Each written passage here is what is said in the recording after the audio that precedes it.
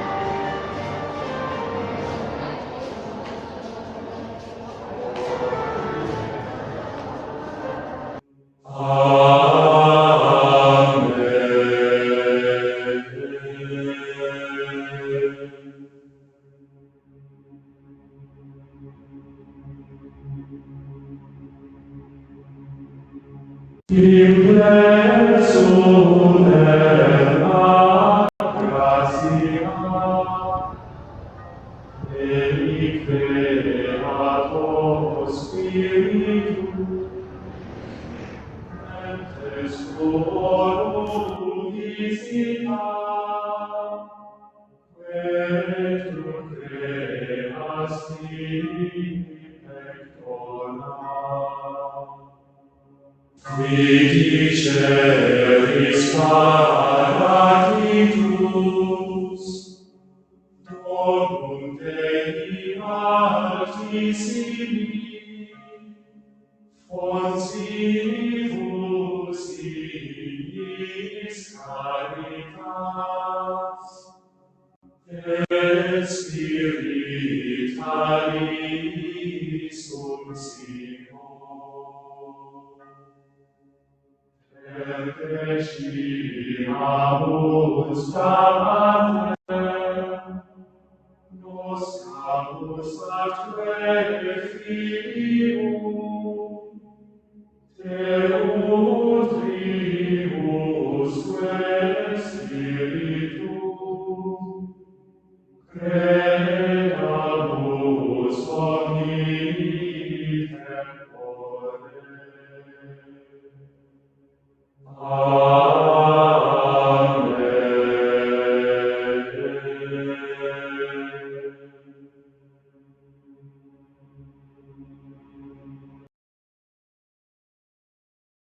Sa labas ng simbahan, ay makikita ang bantayog para sa mga bayani ng Lukban na lumaban noon panahon ng ikalawang digmaang pandaigdig.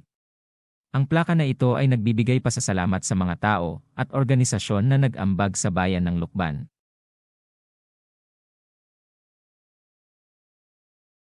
Nakikita rin sa isang malaking plaka ang mga pangalan ng mga opisyal at kawal sa Yusafe at mga gerilya.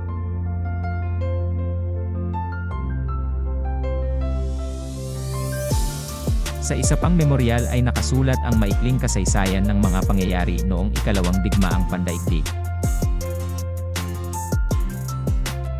Meron ding estatwa ng sirena sa pand at merong bata na may tangan na isda sa likod niya. Makikita rin ang bantayog ni Gat Andres Bonifacio.